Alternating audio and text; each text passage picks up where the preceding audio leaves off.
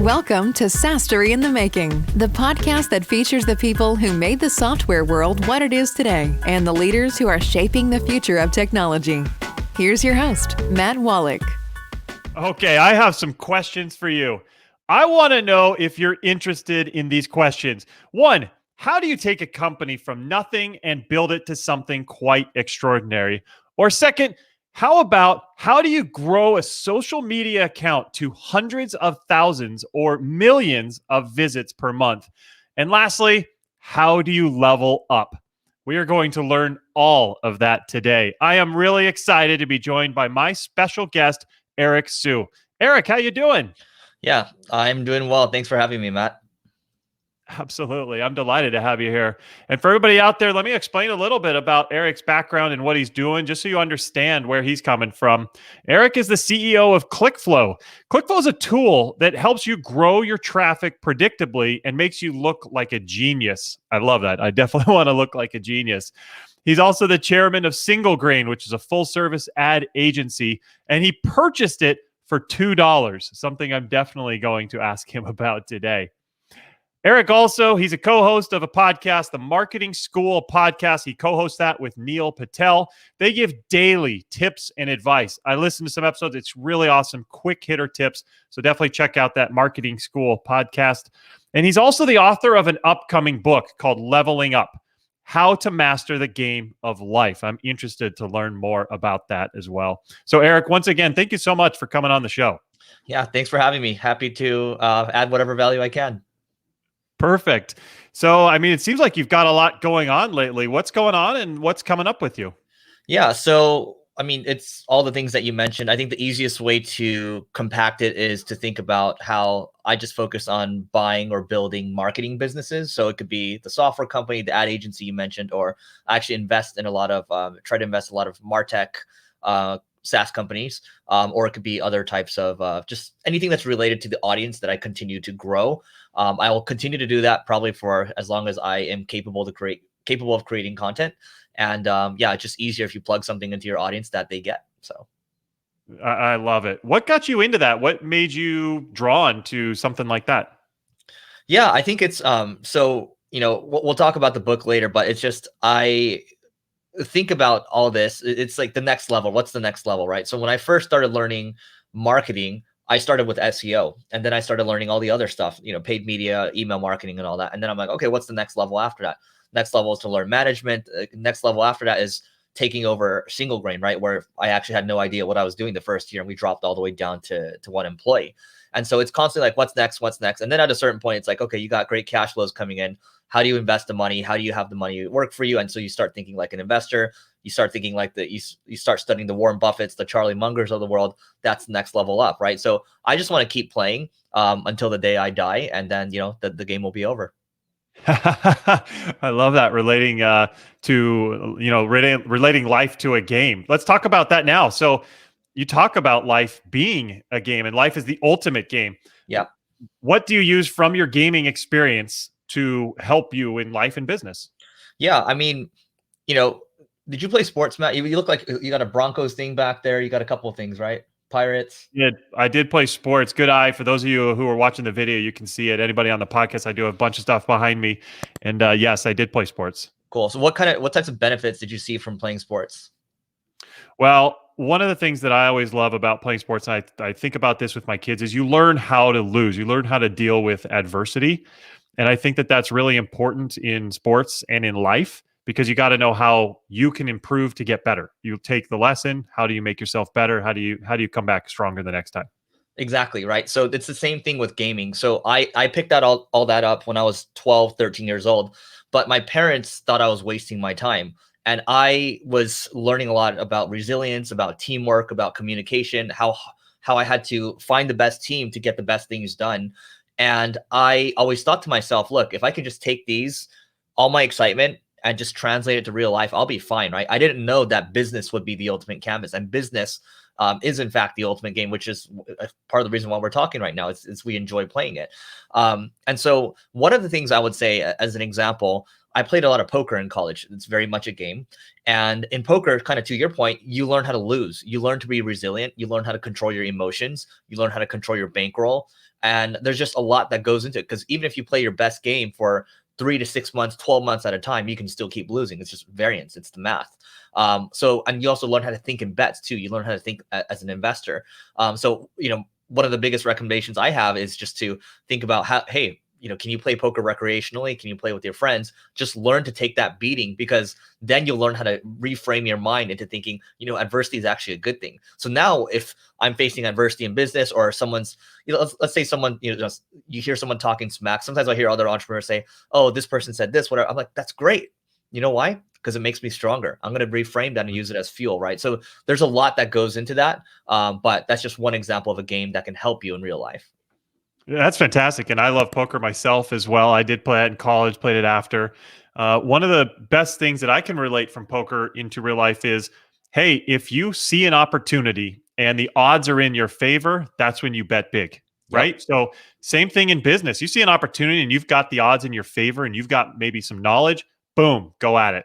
Yep. And by the way, like sometimes your odds don't need to be that crazy, right? Even a 60% edge in for those of you that play poker, if you have a really good draw and a bunch of people are all in, you do it, right? You take that shot. So that's awesome. I love it. And I love what you talked about earlier, Eric, about getting to that next level. That's something I actually coach and train. Is if you're, let's say, okay, we talked a little bit about founders and top leaders, but let's say even if you're working your way up the ladder, so to speak, I always tell people when I'm mentoring them, hey, start acting like you're already at the next level. Start performing, start looking at what that next thing would be. What would you be doing? How would you be acting? How would you be conducting yourself? And others will start to see you in that role, in that position, and it'll make it much easier to get you into that role when the time comes for an opening. Same thing as a founder or as a leader. Start thinking about, okay, I've got this, I've gathered this skill set, our company's doing this well, whatever it is, what's the next level? So I love your mindset on that. How has that guided you? Yeah, I mean, talking about, I guess, the phrase would be, and people don't like it, fake it till you make it. Very much in the early days when you don't have any customers, you have to, talk as if you've had them, right? As long as you're not hurting anybody, as long as, physically or mentally, it's fair game, right? Because it's a catch-22. You don't have any customers yet. You need the customer to, and whatever, right? So I think there's absolutely nothing wrong with that. And there's levels to it. Here's what I'll say. Are you familiar with the new app, Clubhouse? No. Okay, so by the way, you got to check it out. But Clubhouse is an audio chat app, and you see there's a lot of these rooms where people are like how to make 6, 7, 8 figures, 9 figures a year, whatever. And wow. What you end up seeing is there are a lot of people that are talking in those rooms that are actually not there yet, right? And you can easily, if you have the experience, you can easily see who's kind of faking it, right? But at the same time, I respect that. I respect that because they know that they have to eventually, though, as long as they continue to believe that they're at that level, eventually they'll manifest that, right? And in the very early days, that's very much what happened, to your point. And it sounds like that's kind of what you did too.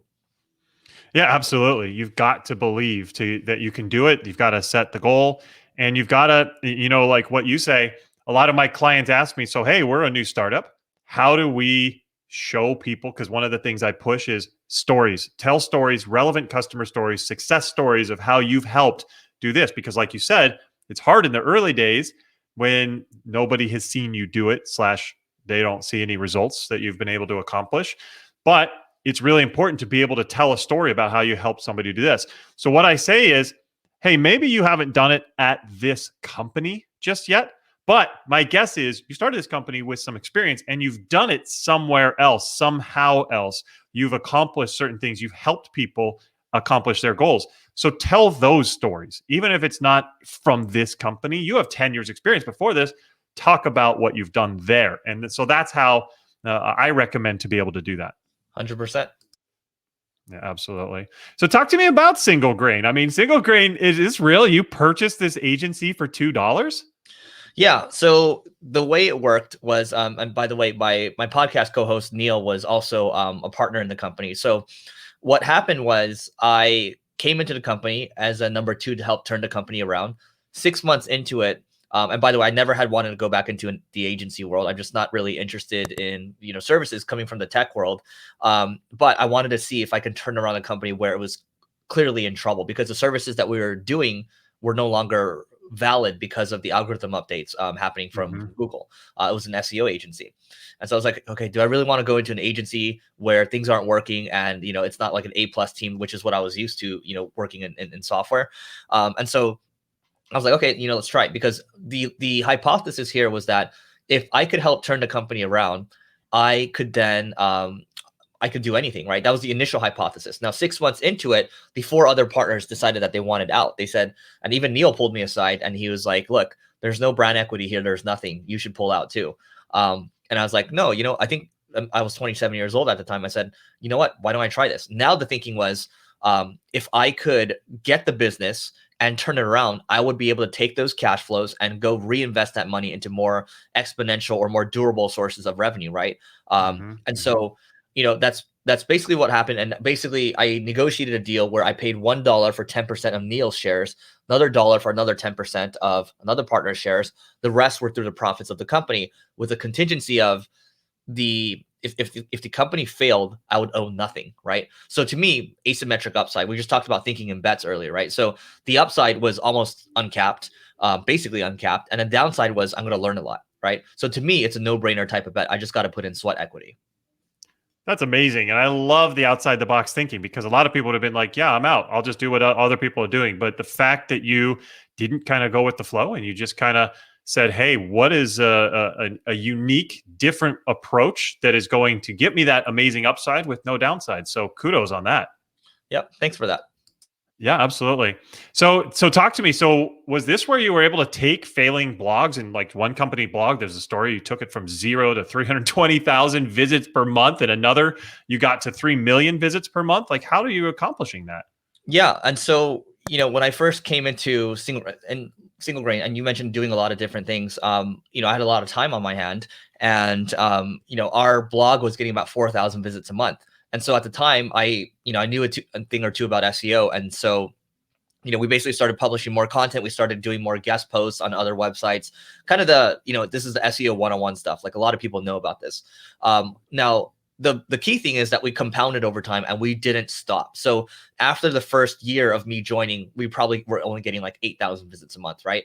But it slowly grew bigger and bigger. And it probably took 4 to 5 years to get to 100,000 a month or so. And once you reach that level, it's actually a lot easier to grow even more. So now we're at about 320,000 or so, which is great for a marketing blog. But then we also, in the meantime, I'm also a partner in the survival blog, where we're getting about 4 or 5 million visits a month right now, especially this in the last 12 months, right? We took that from 0 to 4 to 5 million. And that blog is doing great, multiple 7 figures in revenue. And, that's what it is. It's the same strategies there. But the key thing here, the takeaway value here, is I also started my podcast, Leveling Up, at the first time, when I first took over Single Grain. That's what I mean. And what happened there was I was spending 6 hours a week on the podcast. So I was doing the interviews, I was doing the show notes, I was reaching out to people while I was trying to save Single Grain, which was on fire, by the way, because little me had no idea how to run a company. Probably should have given up, because after the first year, I was only getting 9 downloads a day, but I kept going. After the second year, I was only getting 30 downloads a day. But if I had stopped, we wouldn't have the 2 podcasts now that cumulatively we're at about 47 million downloads, and we're number 4 on Apple, right? Wow. But my point is, I'm not good at fast viral growth. What I'm good at is slow, steady growth that compounds over time. And again, if you think like an investor, and if you think you're putting out good stuff, if you're learning, you just keep doing it and you're going to be ahead, because most people give up too early. I totally agree with that. I think that's fantastic, Eric, because so many people say, oh, I need an SEO strategy. Oh, I need to do some content. I need a podcast, like you said. I'll do it. And after 3 episodes, 5 episodes, 10, 20 episodes, they're like, oh, nobody's listening to this. Nobody's consuming my content. Nobody's reading my articles, whatever it is. Yep. And they give up. So it seems like consistency and persistency are key. But by the way, Matt, all that is right. And I would say it's also important to reframe your mindset into optimizing for the right KPI. So the right key performance indicator, right? So instead of saying, oh, the KPI is number of downloads, I was optimizing for learning because I was talking to very successful people. We're talking about best-selling authors. We're talking about millionaires, billionaires. This is all information that is, to be frank, I probably the amount that I've accumulated probably worth over 7 figures, right? If you had to pay for that information. And so, the amount of learning and networking that I was able to do. Some of the things, by the way, like when I'm doing a podcast and my business is on fire, I'm going to ask selfish questions. And I learned a lot to help sidestep from a lot of mistakes. So that was worth its weight in gold. So I was optimizing for the learning. And every once in a while, one person would leave a comment or a review saying, I don't know why this doesn't have more reviews. This should be getting more views in general. This is amazing. And that kept me going. The learning and the unsolicited responses that would happen maybe every month or two. That's awesome. I love that you talk about optimizing for learning, because I think too many times we're looking at just the pure numbers. And by the way, podcast downloads is, I would say, a leading indicator. That doesn't even get you to your final end revenue. So really looking at, hey, what can I get out of this? Even if we're not yet seeing the visits, we're not seeing the traffic that we would hope, what can we get out of this? And I have heard that long before I ever started a podcast, that the learning, the connection is huge. And I have met some incredible people who've been able to teach me unbelievable things. Even on this podcast today, I'm learning a lot. And so I love that that was your approach. That's definitely the approach that people need to take. Yeah. And one more thing I'll add too, Matt. I mean, this, by the way, I just got this today, right? The book, like the physical copy, it looks awesome. Yeah, thanks for that. And by the way, this is a 5-year journey. Like it took a long time. Like all the optimizations I had to make for this thing, I had to rewrite it, or 7 drafts, and then, working with all these different parties and now promoting it. There's a game within this too, right? And so I think my point is, 5-year journey, 3-year journey for podcast, 3-year journey for business. It's just, I think I was talking to someone the other day. He just reached 10 million in ARR. And it took him, the first 5 years was nothing. It took him 5 years to figure out product market fit. And so this stuff just takes time. Most people are just too impatient. I totally agree. I have I dealt with that myself when I was growing my companies. I deal with my clients trying to, hey, I want to go from A to Z instantly. How is that going to happen? And yet there's grunt work. I mean, the stories of this person did this amazing thing and built a company to 50 million in 2 years. That doesn't always happen that way. And so knowing that you've got to stay with it is important. So let me ask you, we talked about SEO a bit.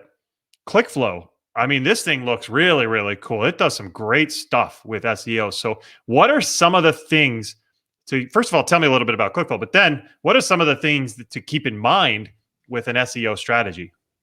Yeah. So I'll start with the first one. So ClickFlow is, as you mentioned earlier, it's software that helps you grow your traffic while looking like a genius. We actually have an operator that runs that business, so I'm not really in the day-to-day. But, when you talk about SEO strategy, the 2 most important things still in 2021 is still traffic and links, right? Now, the trouble right now is there's over 1 billion blogs in the world. There's over 1 million blog posts being published every single day. And, how do you stand out? It's getting more competitive in the search engine results pages. And I actually wouldn't recommend SEO as your first strategy, for the vast majority of people. And I can tell you why if you want to double click on that. But I would say with SEO now, what we saw a gap in the market where, a lot of people would rank for a lot of these different types of keywords, but they wouldn't be optimizing for their titles and their meta descriptions. And this is getting a little into the weeds, but the whole idea here is if you're searching for something and you see a better title, you're more likely to click it, right? And obviously if you click it, that means you're getting more traffic coming to your website. So people should be optimizing, this is just one of the features that we have that will help you optimize your copy. You can test it and see which one performs better, right? Just like how you would with your ads. That's one example. The other example is we have another feature that tracks when you're losing traffic to your key content, right? Because a lot of people don't monitor that. And the third thing I would add is, a lot of people, when you hire writers, because content and links, the top 2 factors, a lot of your writers don't know how to do SEO. Well, the beauty is we have a content editor that will show you the keywords you should be adding when your writers are writing content, and they don't need to know how to do SEO. It's in there. You're going to add the right keywords and you're going to rank for more stuff. Because even in today's day and age, people are talking about voice and all that stuff. Text still matters, right? At least probably for the next, 5-10 years, at least, it being a major factor from a Google standpoint. So that's amazing. So things going well with ClickFlow? I mean, it seems like a really great app. Yeah, no, it's going great. I mean, that's why, I stepped out of the day to day, because it's the operators, he's got it. He does a good job, and then I can just Awesome. focus on creating content and doing deals. Okay, perfect. So what do you think are some of the other strategies you're seeing as really important to focus on in 2021?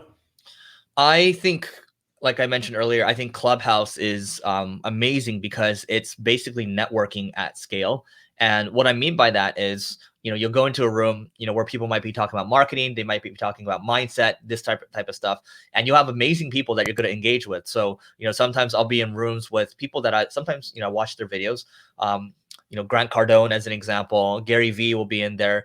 Earlier this morning, Tony Robbins was in the same room as me, and we, we were kind of, sharing the stage, and we ended up following each other. Cool. So there's stuff like that. But what ends up happening is, because you and I engage like this, even micro engagements where it's like a 5-second conversation or a 10-second remark, you follow that person, you end up DMing them on Twitter or Instagram, and you end up doing stuff, right? And I haven't been spending. Some people are spending like 10 to 12 hours a day. I just can't do that right now. But what ends up happening is, the time I did spend there, I'm on a podcast tour right now for my book, and it's unsolicited. 20 people reached out to me to say, hey, let's do a podcast, just from Wow. that. And there's a lot of people that I followed online, and it's just like, hey, let's do this, let's do this, let's do this. People I reconnected with. So I just think we're talking about audio. I think relationships are not going to go away. I think we're still, at least in California right now, we're locked down. People are craving relationships. So I don't think that's going to go away. I still think LinkedIn organic reach is great. I still think TikTok organic is great as well. It just depends on, where your audience is. And what I'll say is, one of the questions people ask is, why are you doing something traditional like a book? Well, the reason is because for me, at least personally, I like reading books because it forces me to focus, right? So Mhm. can I build a new audience? Long-term thinking here, right?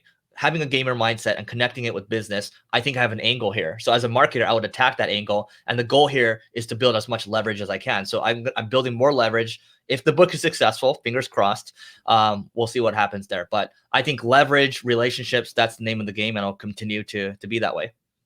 Oh, I mean, I think books are absolutely still relevant. I know people who are super smart. You would think top of the chain people who still devote themselves to learning and educating themselves through books and are reading tons of books every year. So I give you all kinds of credit. I know a book is a big, big lift, a big effort. So I think you leveled up there. I appreciate that. Hopefully it does well. We'll see. Yeah, absolutely. So, what are some of the mistakes that you see early stage companies making with regard to their marketing strategies? Yeah, that's a great question. So I think, because there's so much new stuff coming all the time, there's new platforms, and then within those platforms, there's new features being launched, and then people saying, do this, do that. It's very easy to be pulled in all these different directions, and people get unfocused, and they say, you know what? I hear Matt talking about SEO, podcasting, all this stuff. Let's do it all at once, right? And then while you do all that, you're trying to start other multiple businesses. So the ADD is very real. And I think it's very important when you're starting out to just focus on one channel. That, for example, if you're good at video, do YouTube. If you're good at audio, just do a podcast. If you want to write, if you want just like to do micro content, maybe you do it on Twitter, right? The whole idea here is that you focus on one, get it going first, let it be your foundation, and then you can start to branch out into all these other areas, right? Now, if you're running ads for your SaaS product, don't try to do all these channels at once. Get one working first and then branch out. But your resources are very limited in the beginning in terms of human capital, and also just capital in general. And so you want to be very smart about how you use your time, because if you drop to zero, the game's over. Definitely don't want to drop to zero. Don't want game to be over. But sadly, our time has come over. So this has been awesome, Eric. Like we talked about earlier, podcast you should be learning. I've learned a lot. Thank you very much for sharing all of this value. How shall our audience learn more about you and Leveling Up or ClickFlow? Yeah, I mean, you can just go to levelingup.com if you'd like to learn more about the book. I think we have a bunch of bonuses on there that are expiring. And if you want to just reach out to me at Eric OSIU on Twitter or Instagram or Clubhouse, and then you can ask me about any of the other stuff we talked about. Okay, perfect. And once again, we've been talking with Eric Sue from Leveling Up and ClickFlow. So, Eric, thanks for coming on. Thanks for having me. Absolutely. And for everybody, please make sure you're subscribing. We're always bringing on new innovative people, content creators, marketers, salespeople, everybody around the SaaS world to help you level up just like Eric has been. So thank you very much for coming, and we will see you next time. Bye-bye.